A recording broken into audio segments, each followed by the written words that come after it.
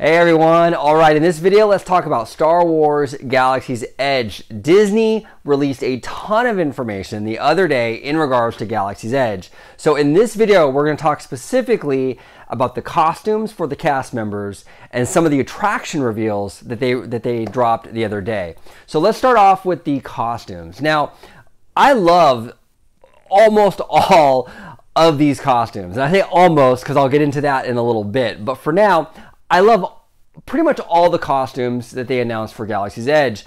They feel, in my opinion, very much like Rogue One. That opening scene with Jyn Erso when she's fighting off the stormtroopers, and she has like that headdress on, and very muted colors, but that's the kind of vibe, the kind of energy that they're going with for these cast member costumes for Galaxy's Edge. And Disney did something that was, in my opinion, a brilliant move. Okay, it's a small thing, but I think it's going to make a huge impact in the immersive factor of this land. They're allowing cast members to mix and match their outfits. So they're going to have like 3 or 4 or a few designs of shirts, a few designs of pants, maybe some accessories, and they're allowing the cast members to mix and match and choose what combinations they decide to wear. This is very important. Again, it's a small thing. It'll make a huge impact, though, to the guest experience. Why?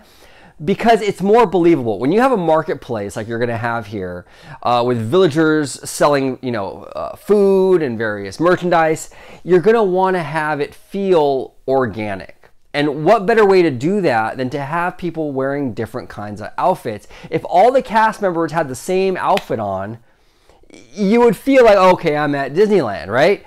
But with all different outfits, it's going to feel super organic. You're going to feel like these are different shop owners when you're walking through this marketplace. It's a brilliant decision. It really was a cool idea, and I'm glad they went with that. The costumes, like I said, they all look really good. They all look real lived in, very Star Warsy.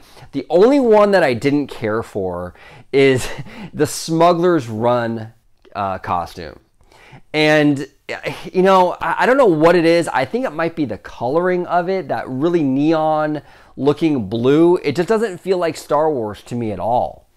It doesn't. It feels like, you ever go to like party time, like those Halloween stores, and they have like generic, like knockoff Star Wars costume, like generic Rebel pilot in a plastic bag.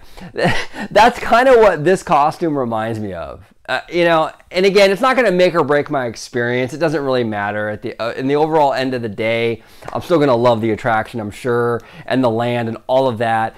But this is the one costume, if I'm going to be honest with you, is the one costume I didn't like. They could have, even if they went with just a different color, go with orange. I mean, don't the Rebel pilots wear orange? And I think Resistance pilots in the sequel trilogy were red.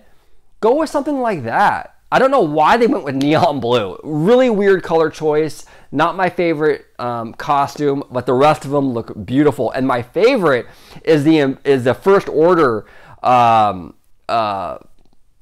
costumes. Unbelievable. I mean, beautiful. Look like a direct lift from the movies.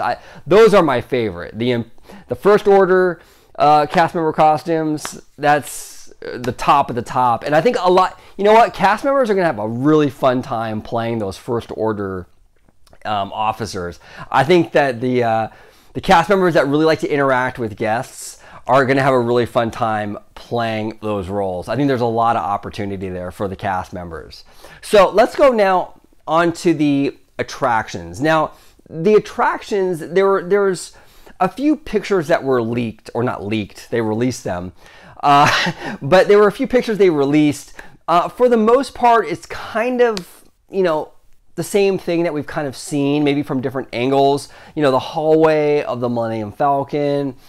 We've seen this picture in different forms a few times now. It's no real big shock there. This hallway scene for Rise of the Resistance, which is incredible.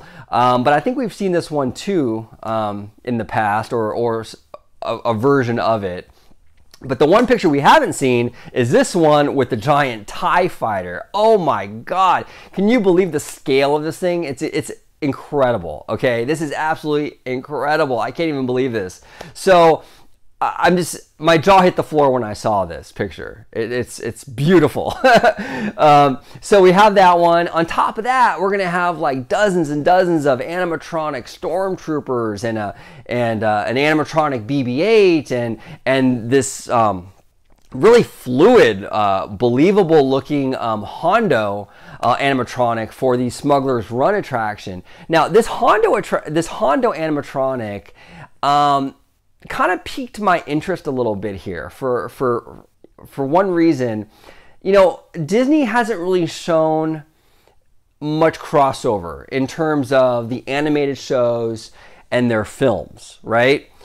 A little here and there, but not a whole lot. The fact that they're adding this Star Wars Rebels character, you know, in Galaxy's Edge, and he's having not just a part, but a pretty prominent role, you know, in the land, it kind of lends me to believe that they have plans for this guy, this character. Maybe he'll show up in episode 9. Maybe he's a character in one of the TV shows for Disney Plus. I don't know, but it feels interesting to me.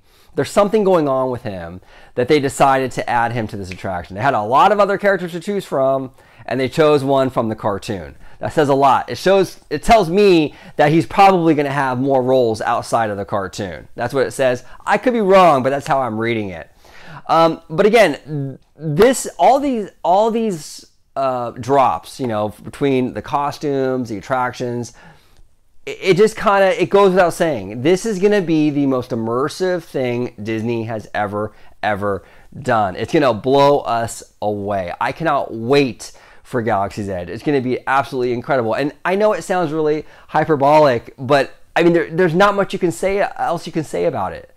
It's incredibly impressive what Disney has done with this land. And it goes to show you, when Imagineering gets a proper budget, basically a blank check to do what they want, they can do pretty much incredible, amazing things. So what do you guys think? I know there's a lot of information here that we had to chew on, but what do you think about the costumes? Did you love them, like them, hate them? What do you think about the images from the attractions, the animatronics, Hondo, all of this stuff? What are your thoughts on all of this? I would love to hear from you guys. Thank you so much for watching. I really do appreciate it. And as always, may the Force be with you.